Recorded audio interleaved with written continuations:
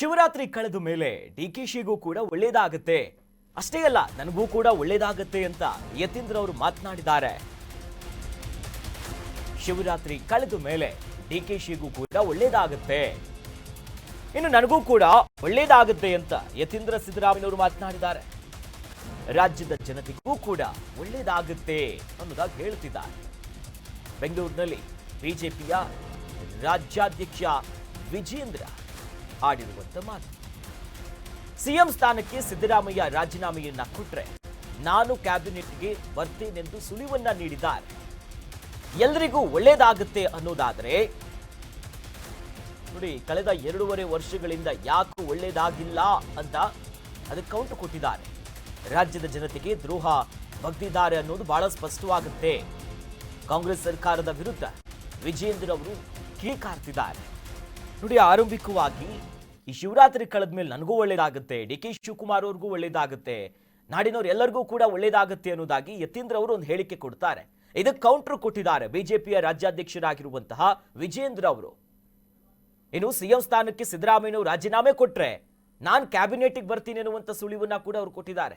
ಎಲ್ರಿಗೂ ಒಳ್ಳೇದಾಗುತ್ತೆ ಅನ್ನೋದಾದ್ರೆ ಇವ್ರು ಕಳೆದ 2.5 ವರ್ಷದಿಂದ ರಾಜ್ಯ ಸರ್ಕಾರ ಇದೆಯಲ್ಲ ಕಾಂಗ್ರೆಸ್, ಇವ್ರು ಯಾಕೆ ಒಳ್ಳೇದು ಮಾಡ್ತಿಲ್ಲ, ನಾಡಿನ ಜನತೆಗೆ ಇವರು ದ್ರೋಹ ಮಾಡಿದ್ದಾರೆ ಅಂತ ಕಾಂಗ್ರೆಸ್ ವಿರುದ್ಧ ನಿಗಿ ಕೆಂಡವಾಗಿದ್ದಾರೆ ವಿಜೇಂದ್ರ ಅವರು.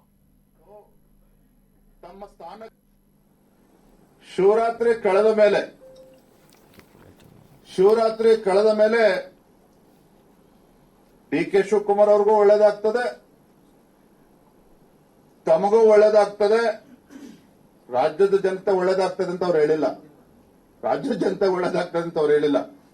ಡಿ.ಕೆ. ಶಿವಕುಮಾರ್ ಅವ್ರಿಗೂ ಒಳ್ಳೇದಾಗ್ತದೆ, ತಮಗೂ ಒಳ್ಳೇದಾಗ್ತದೆ, ಎಲ್ರಿಗೂ ಒಳ್ಳೇದಾಗ್ತದೆ ಅಂತ. ಅದರ ಅರ್ಥ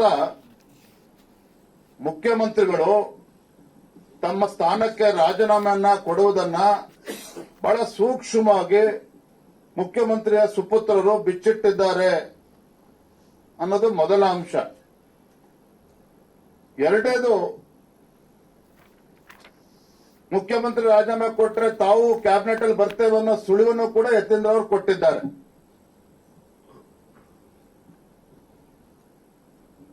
ಮೂರನೇದು, ಎಲ್ಲಕ್ಕಿಂತ ಮಿಗಿಲಾಗಿ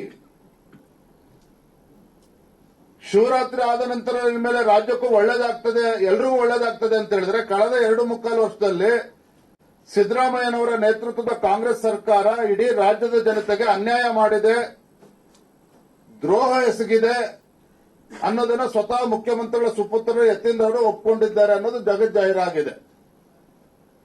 ಅವರ ಅಂತರಾಳದ ಮಾತುಗಳನ್ನು ಅವರು ಆಡಿದ್ದಾರೆ. ಅವರ ಅಂತರಾಳದ ಮಾತುಗಳ ಜೊತೆಗೆ ಬಹುಶಃ ಈ ನಾಡಿನ ಜನರ ನಾಡಿ ಮಿಡಿತವನ್ನು ಕೂಡ ಯತೀಂದ್ರ ಸಿದ್ದರಾಮಯ್ಯನವರು ಅರ್ಥ ಮಾಡಿಕೊಂಡೇನೆ ಶಿವರಾತ್ರಿ ಪಡಿಸಿದ್ದಾರೆ ಅನ್ನೋದು ಸ್ಪಷ್ಟವಾಗಿ ಗೊತ್ತಾಗ್ತದೆ.